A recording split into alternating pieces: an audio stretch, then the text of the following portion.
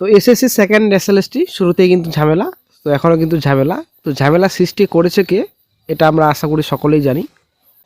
এই প্যানেলে কিন্তু ঝামেলা শেষ নেই, এটা কিন্তু পরিষ্কার বোঝা যাচ্ছে। তো কলকাতা হাইকোর্টে মামলার পর মামলা দায়ের হয়েছে। তো 11-12 তো রেজাল্ট প্রকাশিত করেছে কমিশন, ডিবি লিস্টও প্রকাশিত করেছে এবং ডকুমেন্ট ভেরিফিকেশনও হয়েছে, ঠিক আছে।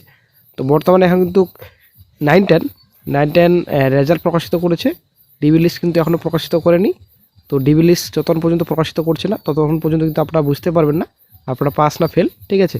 তো একটা গুরুত্বপূর্ণ আপডেট উঠে আসছে, আজকে এই ভিডিওতে আলোচনা করা হবে। তো বর্তমানে যা পরিস্থিতি মামলার পর মামলা কলকাতা হাইকোর্টে, এই বর্তমান পরিস্থিতিতে দাঁড়িয়ে কমিশন কি পারবে 31শে ডিসেম্বরের মধ্যে নিয়োগ প্রসেস কমপ্লিট করতে? এটা হচ্ছে বড় একটা চ্যালেঞ্জ রাজ্য সরকারের। তো কি হবে ফিউচার সেকেন্ড সিরিজ, সেটাই হচ্ছে ব্যাপার। তো নিয়োগ নিয়ে মামলার জেরবার স্কুল সার্ভিস কমিশন ডিসেম্বরের মধ্যে সম্পূর্ণ হবে না একাদশ দ্বাদশ এবং নবম দশমের শিক্ষার নিয়োগ প্রক্রিয়া।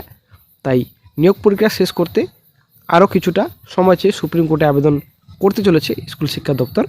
এ নিয়ে আইনজীবীদের সঙ্গে বৈঠকও করেছেন দপ্তরের আধিকারিকরা।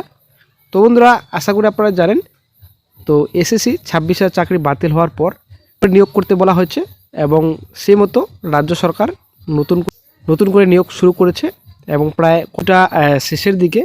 তো বর্তমানে এখন যেহেতু মামলার পর মামলা কলকাতা হাইকোর্টে, এখন কিভাবে সম্ভব নিয়োগ প্রসেস এগিয়ে নিয়ে যাওয়া। তো বর্তমানে এখন চিন্তার মুখে স্কুল শিক্ষা দপ্তর, যদি একটু সময় নেওয়া যায় সুপ্রিম কোর্ট থেকে সবথেকে ভালো হয়। তো দপ্তর সূত্রে জানা গেছে 19শে ডিসেম্বর সুপ্রিম কোর্টে শীতকালীন অবকাশ শুরু হওয়ার আগেই এই আবেদন জমা দিতে চাইছে রাজ্য। দপ্তরের বক্তব্য, সুপ্রিম কোর্টের নির্দেশ মতো 31শে ডিসেম্বরের মধ্যে নিয়োগ প্রক্রিয়া শেষ হতো, কিন্তু একের পর এক মামলার কারণে বিলম্ব ঘটছে। আদালতের নির্দেশ মতো বিভিন্ন তালিকা প্রকাশ করতে হচ্ছে কমিশনকে, ফলে নিয়োগের কাজে বিঘ্ন ঘটছে। এদিকে 31শে ডিসেম্বরের পর চাকরিহারা যোগ্য শিক্ষকরা আর স্কুলে যেতে পারবেন না। এতে আখেরে ক্ষতি হবে পড়ুয়াদের, কার্যত ভেঙে পড়বে শিক্ষা ব্যবস্থা। তাছাড়া মাধ্যমিক এবং উচ্চ মাধ্যমিক পরীক্ষার উত্তরপত্রের মূল্যায়নের কাজ রয়েছে, এই শিক্ষকরা পরীক্ষার বিভিন্ন দায়িত্ব নেন। এই অবস্থায় তাই নিয়োগ পরীক্ষা সম্পন্ন করতে আরও খানিকটা সময় চাওয়া হবে সুপ্রিম কোর্টের কাছে। একাদশ দ্বাদশের ইন্টারভিউ পরীক্ষা চলছে। 15 ডিসেম্বরের মধ্যে বাংলা ইংরেজি সহ 6টি বিষয়ে ইন্টারভিউ পরীক্ষা সম্পন্ন হবে। নবম দশমের লিখিত পরীক্ষার ফল প্রকাশ হলেও কারা ইন্টারভিউতে ডাক পাবেন সে তালিকা এখনও প্রকাশিত হয়নি।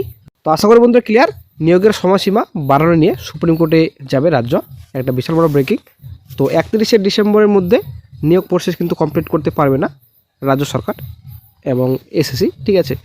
তো এখন একটাই উপায় নিয়োগের সময়সীমা বাড়ানো। এই যে 31শে ডিসেম্বরের মধ্যে একটা ডেট দেওয়া হয়েছে, 31 ডিসেম্বরের মধ্যে সম্পূর্ণ নিয়োগ প্রসেস কমপ্লিট করতে বলা হয়েছে কমিশনকে।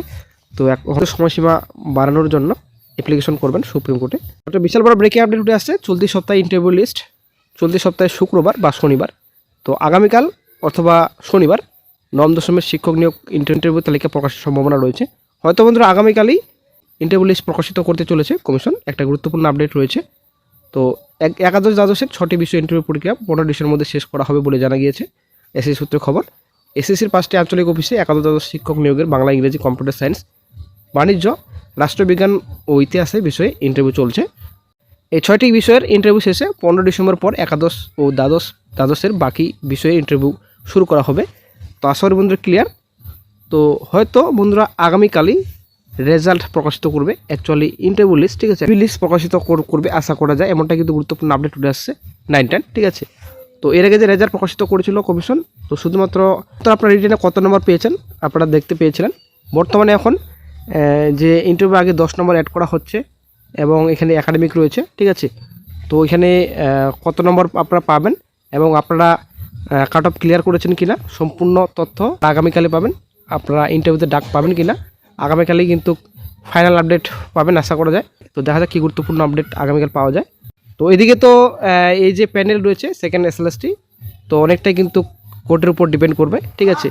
এই প্যানেল থাকবে কি থাকবে না, ঠিক আছে।